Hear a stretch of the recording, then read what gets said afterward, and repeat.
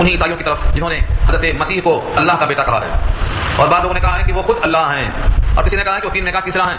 ان تمام کی تردید کے واسطے ایک جامع کلام پیش کیا گیا، لقد کفر الذین قالوا ان اللہ هو المسیح ابن مریم، البتہ تحقیق کفر کیا ان لوگوں نے جنہوں نے کہا کہ بے شک اللہ وہی مسیح ابن مریم ہے۔ اس کا مطلب ان کا عقیدہ ہے ایک طرف کا کہ جو اللہ ہے وہی مسیح ابن مریم ہے۔ عقیدہ کیسا ہے؟ اللہ اور اللہ کی ایک مخلوق دونوں میں کتنا بڑا فرق ہے، لیکن انہوں نے کہا دیا کہ اللہ وہی مسیح ابن مریم ہے۔ جواب میں اللہ نے کہا ان کے تینوں عقیدوں کی تردید کرنے کے واسطے ایک اصول پیش کیا۔ قل آپ فرما دیجیے ومن یملک من اللہ شیئا ان اراد ان یہلک المسیح ابن مریم وامہ ومن فی الارض جميعا، کہہ دو کون ہے مالک اللہ کے مقابل کچھ بھی اگر وہ ارادہ کر لے کہ ہلاک کرے مسیح ابن مریم کو اور ان کی والدہ کو اور جتنے زمین میں ان تمام کو۔ سوال کیا اگر اللہ تعالیٰ کی الوہیت میں ان کا دخل ہوتا تو یہ اپنی ماں کو بچا لیتے، اپنے حواریوں کو بچا لیتے، اپنے ساتھیوں کو بچا لیتے، لیکن یہ بتاؤ اگر اللہ تعالیٰ ہلاک کرنا چاہے مسیح ابن مریم کو یا ان کی والدہ کو اور جتنے زمین میں ان کے چاہنے والے ہیں تو کون ہے جو اللہ کے مقابل کھڑا ہو کر بچا لے؟ یہ سوال کیا۔ حضرت عیسیٰ کو سولی پر چڑھا دیا گیا، ان کا عقیدہ ہے۔ سوال یہ ہے کہ جس وقت یہ بات کہی جا رہی تھی اس وقت دنیا میں حضرت عیسیٰ موجود نہیں تھے، بلکہ ان کو سولی چڑھا دی گئی یہودیوں کے عقیدے پر اور اٹھا لیے گئے تھے مسلمانوں کے عقیدے پر، اور سلیب کی رحمت آتی ہے کہ ان کو سولی چڑھا دی گئی تھی۔ اللہ نے کہا نہ قتل کیے گئے نہ سولی پر چڑھائے گئے، بلکہ ان پر اللہ نے معاملے کو مشتبہ کر دیا۔ تو یہ اس وقت کہا گیا ہے۔ اس جملے کا مطلب یہ ہے کہ اگر کوئی خدا ہوتا، خدا کا بیٹا ہوتا، خدائی میں شریک ہوتا تو وہ اپنی ہلاکت کے لیے کم سے کم ڈیفینس کرتا، اپنی ماں کو بچا سکتا، لیکن اگر اللہ ہلاک کرنا چاہے تو کوئی بچانے پر قادر نہیں ہے۔ وَلِلَّهِ مُلْكُ السَّمَاوَاتِ وَالْأَرْضِ وَمَا بَيْنَهُمَا يَخْلُقُ مَا يَشَاءُ۔ اس سوال کا جواب ہے صرف عیسیٰ اور ان کی والدہ نہیں بلکہ زمین اور آسمان کی ساری ملکیت، ساری بادشاہت اللہ کے لیے ہے۔ وما بینہما، اور جو ان دونوں کے درمیان ہے ان کی بھی ملکیت اللہ کے قبضہ قدرت میں ہے، اللہ کی ریاست ہے۔ آگے فرمایا یخلق ما یشاء۔ اس سوال کا جواب ہے لوگ کہتے ہیں کہ اللہ تعالیٰ کے وہ بیٹے نہ ہوتے تو جیسے عام انسانوں کو باپ سے پیدا کیا ہے ان کو باپ سے پیدا کرتا، ان کو باپ سے پیدا نہ کرنا دلیل ہے کہ وہ اللہ کے بیٹے ہیں، جن کا باپ کوئی نہیں، ان کا باپ اللہ۔ اللہ نے فرق کرنے کے بعد جواب دیا ایک آیا ان مثل عیسیٰ عند اللہ کمثل آدم کی پیدائش تو بغیر باپ کے بغیر ماں کے ہوئی، اگر وہ خدا کے بیٹے نہیں بن سکے تو پھر جن کی پیدائش ماں سے ہوئی صرف باپ نہیں ہے ان کو آپ خدا کا بیٹا کیسے کہہ سکتے؟ اور دوسرا جواب دیا ہے یخلق ما یشاء، وہ جو چاہتا ہے پیدا کرتا ہے، جس طرح چاہے پیدا کرتا ہے، آدم کو بغیر ماں باپ کے اور عیسیٰ کو بغیر باپ کے، اس کی شان ہے وہ۔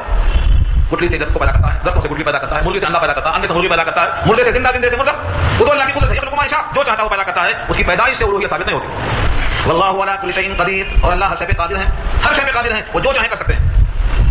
جو قادر ہے اور جو قادر نہیں ہے دونوں میں جنسیت کا اتحاد ممکن نہیں ہے۔ جو وفات دینے پر قادر ہے، جو اپنی وفات روکنے پر قادر نہیں ہے، دونوں میں اتنا بڑا فرق ہے۔ اللہ قادر ہے، غیر قدیر کو اس کے ساتھ ملانا درست نہیں ہے۔ آگے سوال کا جواب ہے یہودی کہتے تھے ہم اللہ کے لاڈلے ہیں، اللہ کے بیٹے ہیں، اللہ کے بہت قریب ہیں، اتنے قریب ہیں کہ ہم کو سزا نہیں ہوگی، ہم جو چاہیں کریں۔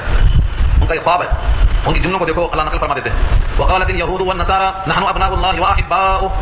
پہلے کیا تھا کہ صرف عیسیٰ اللہ کے بیٹے ہیں، اب کیا کہتے ہیں ہم سب اللہ کے بیٹے ہیں، ہم اللہ کے بیٹے اور لاڈلے ہیں۔ وقالت اليهود، یہود نے کہا، والنصارى اور نصارى نے کہا، نحن ہم سب ابناء اللہ، اللہ کے بیٹے ہیں۔ ابناء جمع ہے ابن کی، واحباؤ اور اس کے محبوب ہیں، احباء جمع ہے حبیب کی، ہم اس کے محبوب ہیں۔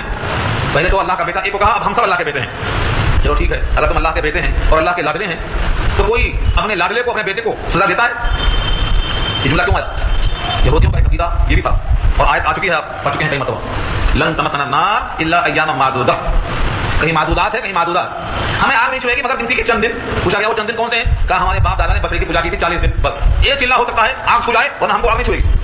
اس کو سامنے رکھ کر کے یہاں آیت پڑھو، اللہ پوچھتے ہیں قل اے نبی آپ ان سے پوچھیے فلما يعذبكم بذنوبكم، بس کیوں تم کو عذاب دے گا تمہارے گناہوں کی وجہ سے؟ کون سا گناہ؟ بچڑے کی پوجا۔ سزا کون سی؟ عذاب کون سا؟ آگ میں جلنا۔ تم خود کہتے ہو ہم کو آگ چھوئے گی تو صرف 40 دن چھوئے گی، تو کوئی اپنے بیٹے کو آگ میں جلاتا ہے، کوئی اپنے محبوب کو آگ میں تاپتا ہے؟ اب کوئی یہاں کہہ سکتا ہے سر پھرا انسان کہ دیکھو ماں اپنے بیٹی سے محبت کرتی ہے، باپ اپنے بیٹوں سے محبت کرتا ہے، پھر بھی تھپڑ مارتا ہے، تھپڑ مارتا کہ نہیں مارتا؟ اللہ کے بندو، دنیا تعدیب کی جگہ ہے، ادب سکھانے کی جگہ ہے۔ دنیا میں باپ اپنے بیٹے کو اس لیے مارتا ہے کہ وہ بگڑ نہ پائے، سدھر جائے، اچھے اچھے کام سے برے کام سے رک جائے، تنبیہ کرتا ہے، ادب سکھانا بولتے ہیں اس کو۔ آخرت میں کون سا ادب سکھانا ہے؟ وہاں تو جو ہوگا وہ تعدیب نہیں ہے، تعظیم ہے، وہ تو صرف عذاب ہی عذاب ہے۔ تو محبوب کو ادب سکھانے کے لیے مارا جانا اور محبوب کو عذاب دینا دونوں میں بڑا فرق ہے۔ باپ مارتا ہے ادب سکھانے کے لیے اور وہاں جوتے پڑیں گے تو عذاب کی شکل میں پڑیں گے، وہاں ادب سکھانے کی بات نہیں ہے۔ دنیا ادب کی جگہ ہے، آخرت تو عذاب کی جگہ ہے، وہاں سزا ہی سزا ہے۔ اس لیے اگر تم اللہ کے محبوب ہوتے، اللہ کے لاڈلے ہوتے، تمہارے دل میں یقین ہوتا تو تم یہ نہ کہتے کہ ہم کو 40 دن آگ چھوئے گی۔ کیوں تم کو آگ چھوئے گی تمہارے گناہوں کے بدلے میں؟ بل انتم بشر، بلکہ ہو تم ایک انسان، بشر بلایا، بل انتم بشر ممن خلق، ان تمام مخلوقات میں سے تم بھی ایک مخلوقات ہو جو اللہ نے پیدا کیا ہے۔ جس طرح بہت سی مخلوق کو اللہ نے پیدا کیا ہے، انہی مخلوقات میں سے ایک مخلوق تم بھی ہو، تمہیں کوئی امتیاز نہیں ہے، تمہیں کوئی تفوق نہیں ہے، تمہیں کوئی برتری نہیں ہے۔ جس طرح سب انسان ہے تم بھی انسان۔ اب اللہ کا فیصلہ کیسے ہوگا؟ یغفر لمن یشاء ویعذب من یشاء، وہ مغفرت کرتا ہے جس کی چاہے اور عذاب دیتا ہے جس کو چاہے، اللہ کی مرضی۔ تم اپنا امتیاز ظاہر مت کرو۔ وَلِلَّهِ مُلْكُ السَّمَاوَاتِ وَالْأَرْضِ وَمَا بَيْنَهُمَا وَإِلَيْهِ الْمَصِيرُ، اور اللہ کی بادشاہت ہے، اللہ کی حکومت ہے آسمانوں میں اور زمین میں اور جو کچھ ان کے درمیان میں ہے، وَإِلَيْهِ الْمَصِيرُ، اور اسی کی طرف سب کو لوٹنا ہے۔ مصیر کے معنی جائے لوٹنا، جہاں لوٹ کر سب کو پہنچنا ہے۔ اس آیت میں کیا معلوم ہوا؟ اللہ کا کوئی بیٹا نہیں، اللہ کا کوئی لاڈلا نہیں، جن کا دعویٰ ہے وہ کھوکھلا ہے۔ اس دعوے کے ساتھ جو یہاں دلیل پیش کی گئی ہے، ایک اور دلیل بتایا اللہ نے، اگر تم کو مرنے کے بعد جنت کا یقین ہے، تم لاڈلے اور محبوب ہو، دنیا کی مشقت جھیلتے کیوں ہو؟ موت کی تمنا کر لو، ہم تم کو موت دے دیں گے، جنت میں آ جاؤ، مزے کرو، کیوں پریشان کر رہے ہو؟ اللہ نے کہا یہ تمنا موت نہیں کریں گے، بلکہ 1000 سال جینے کی خواہش ہے ان کی، ہزار سال جینا چاہتے ہیں۔ اور یہ تمنا ابدا بما قدمت ایدیہم پہلے بارے میں، ولا یتمنون سورۃ جمعہ میں وہ جگہ فرمایا اللہ نے ہرگز تمنا موت نہیں کریں گے، کیونکہ ان کو معلوم ہے اندر سے خوف کھایا جاتا ہے، مرتے ہی جہنم میں جائیں گے۔ حدیث میں آتا ہے تمنا موت کر لیتے تو فوراً مر جاتے، لیکن تمنا موت نہیں، 1000 سال جینے کی خواہش ہے۔ یا اہل کتاب، پھر کتاب کی اللہ نے، اے اہل کتاب، قد جاءکم رسولنا یبین لکم، تحقیق آئے تمہارے پاس ہمارے رسول بیان کرتے ہیں تمہارے لیے، علی فترۃ من الرسل، رسولوں کے فترت کے زمانے میں، فترت ایک لفظ ہے، فترت کے معنی وقفہ، انٹرول، دوپہر میں جو لنچ کی چھٹی ملتی ہے نا پڑھائی والے بچوں کو، یہ فترت ہے، انقطاع۔ نبی صلی اللہ علیہ وسلم کے پہلے حضرت عیسیٰ اور نبی صلی اللہ علیہ وسلم کے زمانے میں کتنے برس کا فاصلہ ہے؟ 500 برس کا فاصلہ ہے، اور بخاری نقل کرتے ہیں بخاری میں 600 برس کا فاصلہ ہے۔ یہ 600 برس بلکہ اور تھوڑا اضافہ ہے بعض روایتوں میں، 600 برس میں کوئی نبی کوئی رسول نہیں آیا، یہ درمیان کا جو وقفہ ہے اس کو فترت کہتے ہیں۔ یہ فترت کا زمانہ پہلے کبھی نہیں آیا، ہمیشہ نبی آتے گئے، رسول آتے گئے، لیکن حضرت عیسیٰ کے بعد سید الانبیاء کے زمانہ تک یہ فترت کا زمانہ۔ یہاں اللہ نے کہا کہ دیکھو جب کوئی چیز نہیں آتی ہے اور وہ نعمت پھر آنے لگتی ہے تو اس کی قدر بڑھ جاتی ہے۔ بارش نہیں ہو رہی ہے، بارش نہیں ہو رہی ہے، ایک دم بارش شروع ہو گئی تو قدر بڑھتی کہ نہیں بڑھتی؟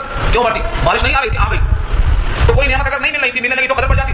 تو تم شکر ادا کرو کہ فترت کے زمانے کے باوجود جبکہ انبیاء کا دور بند ہو چکا تھا، تمہارے واسطے اللہ نے نبیوں کے امام کو بھیج دیا ہے اور ایسی کتاب بھیجا ہے جو تمام کتابوں کی جامع ہے، تصدیق کر کے تمام کتابوں کی، تمہیں تو آگے بڑھ کے قدر کرنا چاہیے، لیکن تم نے کیا کیا اور اللہ نے کیوں بھیجا؟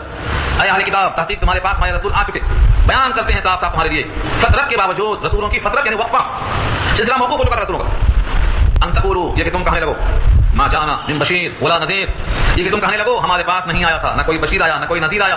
اللہ کے سامنے قیامت میں تم کہنے کے لائق بن جاؤ کہ ہمارے پاس کوئی آئے نہیں، کس کی بات ہم مانتے؟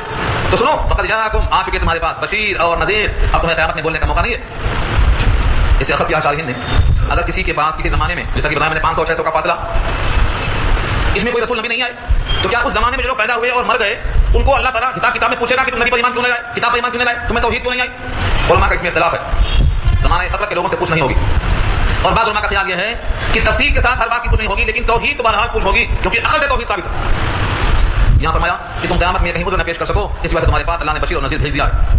واللہ علی کل شیء قدیر، اور اللہ ہر شے پہ قادر ہے، یعنی وہ رسولوں کو روک سکتا ہے، رسولوں کو بھیج سکتا ہے، بشیر اور نذیر کی صفات دے کے بھیج سکتا ہے، وہ چاہے تمہارا حساب لے سکتا ہے، تمہیں نعمتیں دے بھی سکتا ہے، نعمتیں چھین بھی سکتا ہے، تمہارے حق میں یہ بہتر ہے کہ تم رسولوں کی قدر کر لو اور اپنے آپ کو بنا لو۔